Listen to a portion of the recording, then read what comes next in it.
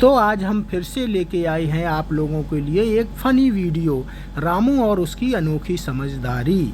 दोस्तों, अगर आपको ये फ़नी वीडियो अच्छी लगे तो प्लीज़ लाइक एंड प्यारा सा लाइक एंड सब्सक्राइब ज़रूर कर देना और कमेंट में हमें बताना कि ये कहानी कैसी लगी आप लोगों को। तो चलो प्रारंभ करते हैं और अंत तक ज़रूर पढ़ना दोस्तों। चलो स्टार्ट करते हैं। रामू एक गांव का लड़का था जो हमेशा अपनी अक्ल पर बहुत घमंड करता था। उसे लगता था कि वह दुनिया का सबसे होशियार इंसान है, लेकिन हकीकत यह थी कि उसकी समझदारी हमेशा उसे ही मुश्किलों में डाल देती थी। गांव वाले उसके कारनामों पर खूब हंसते और कहते, रामू तू तो बड़ा ही अजीब आदमी है।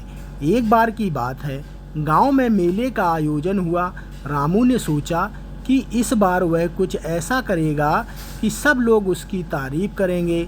उसने मेले में जलेबियों का ठेला लगाया, लेकिन रामू ने एक अलग ही तरकीब निकाली। उसने जलेबी तलने के लिए तेल की जगह पानी डाल दिया।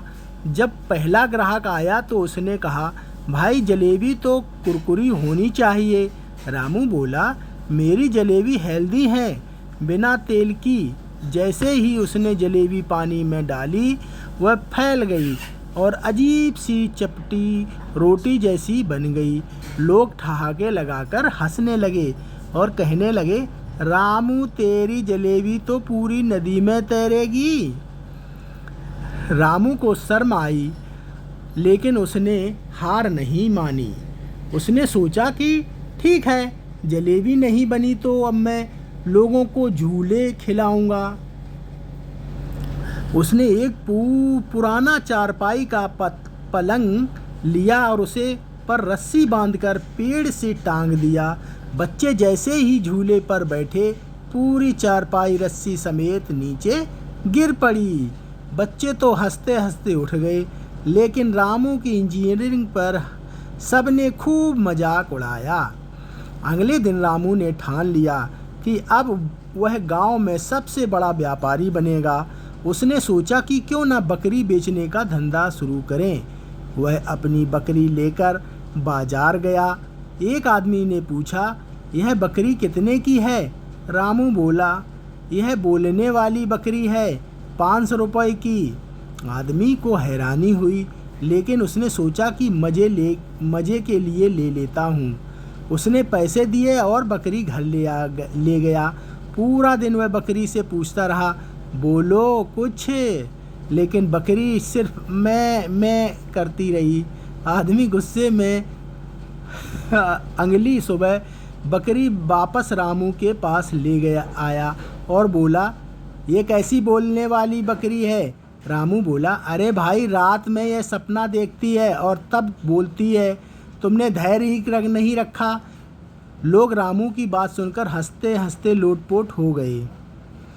रामू की इन हरकतों से गांव में उसकी बड़ी धूम मच गई, लेकिन वह अब भी अपनी अक्ल पर घमंड करता रहा।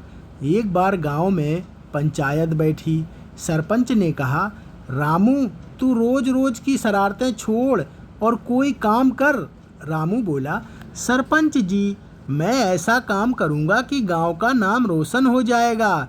सबने सोचा कि अब रामू कुछ अच्छा करेगा। रामू ने तय किया कि वह नदी पर पुल बनाएगा। उसने 2 बांस उठाए और उन्हें किनारों पर रख कर कह दिया, देखो अब पुल तैयार है। लोग बोले, अरे ये पुल है या मच्छर मारने की छड़ी? लेकिन रामू सीना चौड़ा करके बोला, आज से गांव वाले इसी पर चलेंगे। जैसे ही उसने खुद उस पर चलना शुरू किया, वह धड़ाम से नदी में गिर पड़ा। पूरा गांव जोर जोर से हंसने लगा। रामू हार मानने वाला नहीं था। उसने एक और योजना बनाई। उसने सोचा कि क्यों ना जादूगर बन जाऊं। उसने बच्चों को इकट्ठा किया और बोला, मैं टोपी से कबूतर निकालूंगा। उसने टोपी उल्टी की और उसमें हाथ डाला, लेकिन गलती से उसमें छिपकली बैठी थी। जैसे ही छिपकली निकली, बच्चे चीख कर भागे और रामू खुद डरकर पेड़ पर चढ़ गया। लोग हंसी रोक नहीं पाए और कहने लगे, वाह रे रामू जादूगर, छिपकली का शो बढ़िया रहा। धीरे धीरे रामू की ये मज़ेदार हरकतें गाँव से बाहर की भी मशहूर होने लगी। आसपास के लोग भी उसे देखने आने लगे। जब जब वह कुछ नया करता लोग उसका मजाक उड़ाते, लेकिन खूब मज़ा भी लेते। रामू सोचता कि शायद लोग मुझे गंभीरता से नहीं लेते, लेकिन हकीकत यह थी कि वह गांव का सबसे बड़ा कॉमेडियन बन चुका था। एक बार गांव में मेहमान आए। सरपंच ने कहा, रामू जरा इन मेहमानों के सामने कुछ अच्छा काम करके दिखा। रामू ने सोचा कि क्यों ना खाना बनाकर मेहमानों को खिलाऊं। उसने चीनी की जगह नमक डाल दिया। जब मेहमानों ने चाय पी तो सबके चेहरे बिगड़ गए। रामू बोला, ये स्पेशल चाय है, सॉल्टी फ्लेवर वाली। मोहन पहले चौंके, फिर हंसी से लोटपोट हो गए। मेहमान गांव वालों को समझ आ गया कि रामू चाहे जितना अक्लमंद बनने का नाटक करे, लेकिन असल में उसकी हरकतें ऐसी हंसी का खजाना है। अब जब भी गांव में कोई उदास होता तो लोग कहते, जाओ रामू से मिल जाओ, मूड अच्छा हो जाएगा। रामू धीरे धीरे समझ गया कि उसकी असली पहचान मजाक और हंसी में ही है।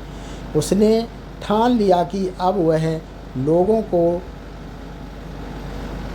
को हंसाने का ही काम करेगा।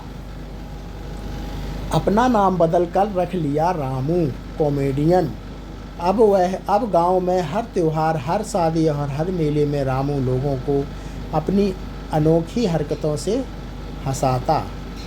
रामू की यह मज़ेदार यात्रा सबको यह सिखा गई कि हंसी सबसे बड़ी दवा है। भूले से ही वह समझदार ना था, लेकिन उसने सबको खुश रहने का तरीका सिखा दिया। गांव वाले भी कहते, रामू भले ही पागल है, लेकिन यही पागलपन हमारे चेहरे पर मुस्कान लाता है। धन्यवाद दोस्तों, ये आपको वीडियो अच्छी लगी।